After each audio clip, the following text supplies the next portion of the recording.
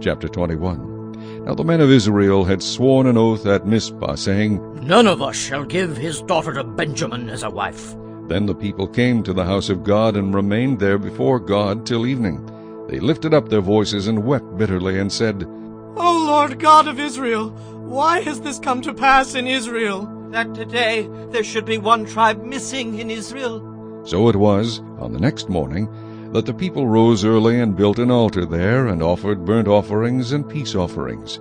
The children of Israel said, Who is there among all the tribes of Israel who did not come up with the assembly to the Lord? For they had made a great oath concerning anyone who had not come up to the Lord at Mizpah, saying, He shall surely be put to death. And the children of Israel grieved for Benjamin their brother, and said, One tribe is cut off from Israel today.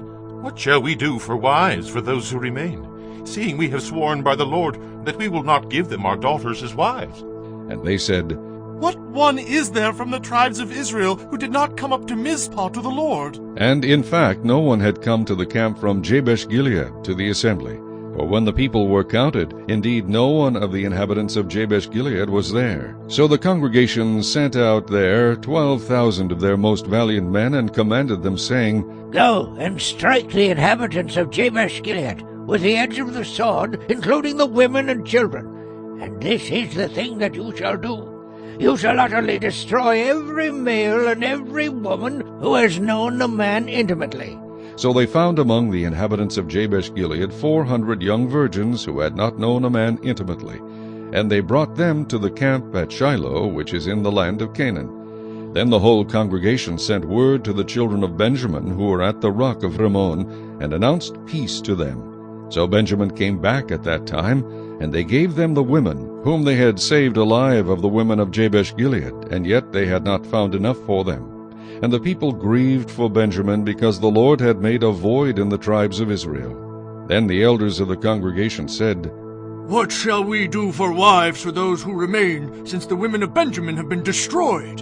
And they said, There must be an inheritance for the survivors of Benjamin, that a tribe may not be destroyed from Israel. However, we cannot give them wives from our daughters, for the children of Israel have sworn an oath, saying, Cursed be the one who gives a wife to Benjamin. Then they said, In fact, there is a yearly feast of the Lord in Shiloh, which is north of Bethel, on the east side of the highway that goes up from Bethel to Shechem, and south of Lebonah. Therefore they instructed the children of Benjamin, saying, Go lie in wait in the vineyards and watch. And just when the daughters of Shiloh come out to perform their dances, then come out from the vineyards, and every man catch a wife for himself from the daughters of Shiloh.